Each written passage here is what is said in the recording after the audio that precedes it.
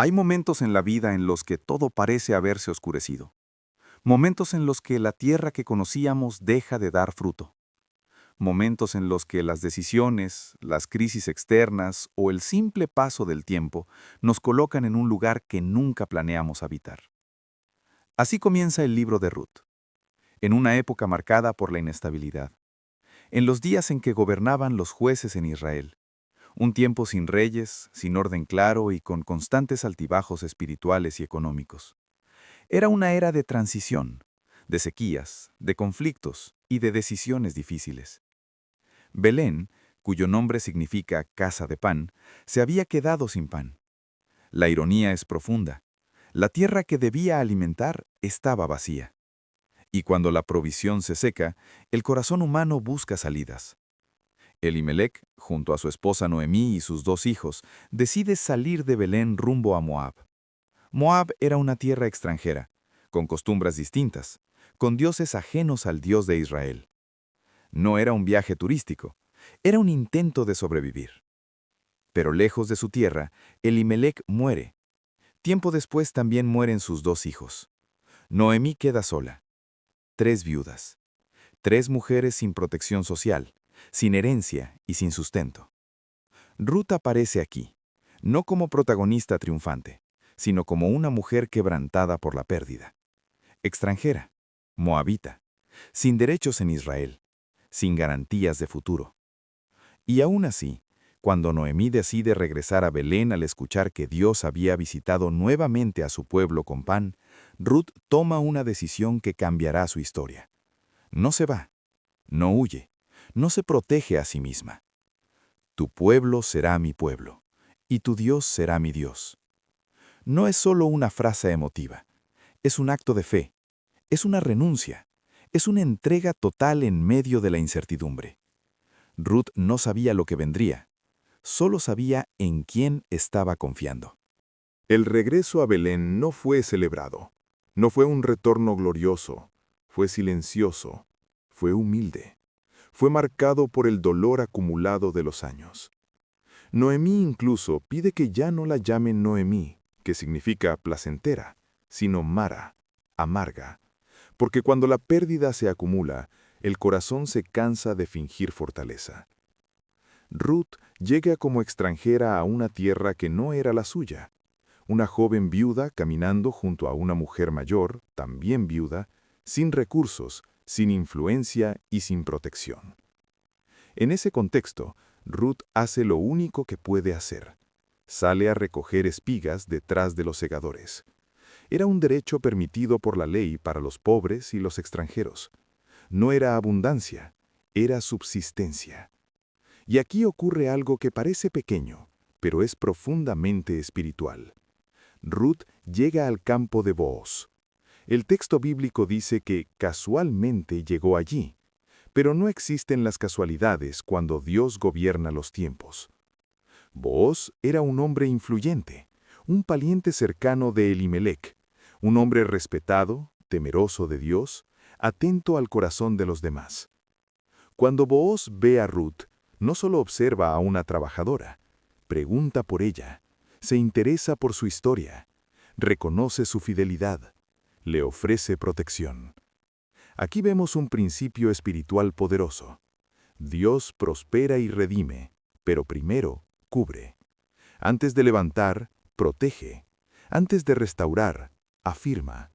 Booz se convierte en una figura de redención, un reflejo anticipado del carácter de Cristo, un redentor que no explota, sino que cuida, que no se aprovecha, sino que honra. Ruth comienza a experimentar que Dios no solo provee pan, provee dignidad. La historia avanza lentamente. No hay prisas, no hay impulsos desordenados. Todo ocurre dentro de los tiempos de Dios. Ruth sigue trabajando, sigue obedeciendo, sigue escuchando consejo. Noemí, con sabiduría restaurada, comienza a discernir que Dios está obrando detrás de lo cotidiano, que Booz no es solo un buen hombre, sino un redentor cercano, alguien con la capacidad legal y moral de restaurar lo que se había perdido. Y aquí aparece una pregunta que atraviesa todo el relato y también nuestro corazón. ¿Qué nos falta realmente cuando sentimos que no avanzamos? Ruth no necesitaba moverse del lugar, necesitaba permanecer.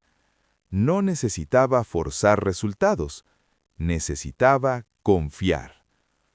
En medio de esta etapa de espera, quiero invitarte a detenerte un momento.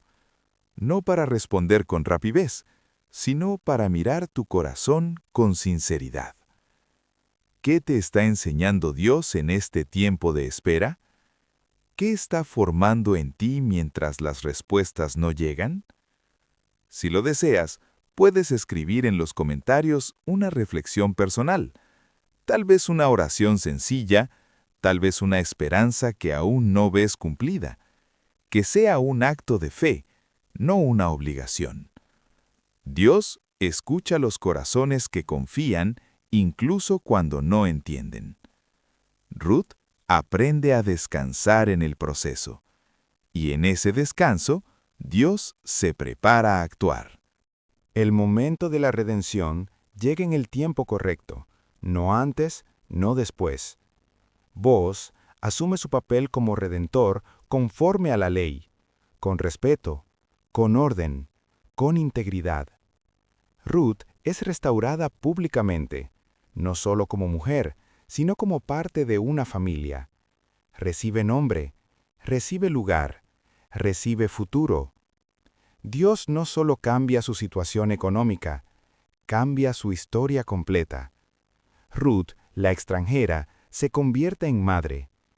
Ruth, la viuda, se convierte en esposa. Ruth, la pobre, se convierte en heredera. Y lo más profundo ocurre después. Ruth entra en la genealogía del Mesías, del Hijo de Dios, del Redentor eterno. Dios toma una historia marcada por la pérdida y la inserta en su plan de salvación. Esto nos revela que ningún proceso es desperdiciado cuando Dios está presente. Los tiempos de Dios no son improvisados.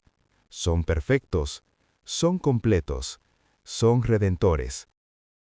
Quizá hoy te encuentres en una etapa parecida a la de Ruth al inicio, sin respuestas, sin claridad, sin fuerzas completas. Pero el libro de Ruth nos recuerda que Dios restaura y prospera, que Dios redime incluso lo que creemos perdido, que Dios transforma la miseria en propósito. Jesús es nuestro Redentor definitivo, el que nos cubre, el que nos restaura, el que nos integra en su historia. Nada de lo que has vivido ha sido en vano. Nada de lo que has llorado ha pasado desapercibido. Al cerrar este tiempo, quiero invitarte nuevamente, con amor pastoral, a escribir en los comentarios. Puedes compartir lo que este mensaje habló a tu corazón, una oración breve, una petición personal, o una reflexión que pueda bendecir a alguien más.